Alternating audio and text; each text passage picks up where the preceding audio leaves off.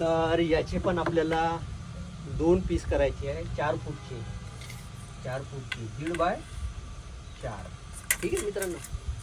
तर याला असं मेजरमेंट घेऊया 4 फूट. हे 4 आहे. याला कापायचं कसं, तर मग याचा मेजरमेंट घ्यायचा. किती आहे? 4 आहे. हे मेजरमेंट घ्यायचं. हे मेजरमेंट घेऊन इथं टिक मार्क करायचं. इथं टिक मार्क करायचं असं.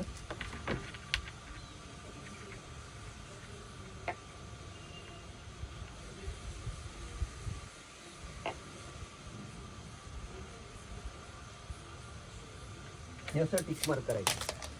टिक मार्क केल्यानंतर काय करायचं मित्रांनो, एक पाटी घ्यायची. ही बघा, ही पाटी घेतली.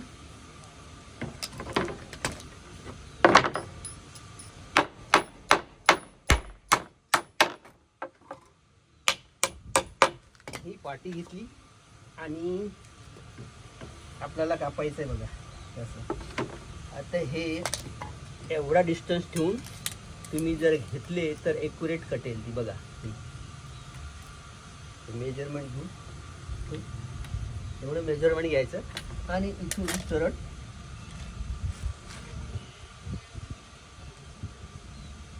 ची पाटी ठोकून द्यायची.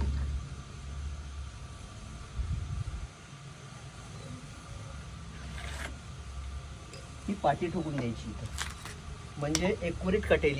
इथून कटेल. हे मशीन असं घेतलं, ही बघा अशी मशीन घेतली इथून, तर ही एक्युरेट कटेल.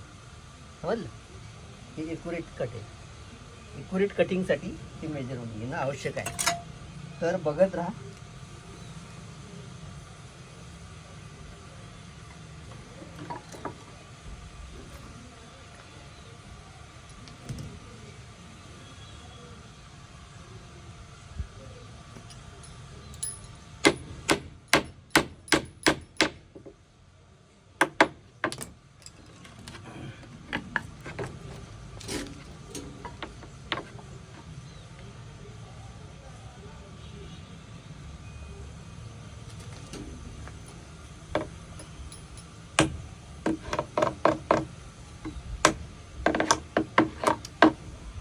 खिळा वाकला आहे, दुसरा खिळा ठोकूया आपण तिथं.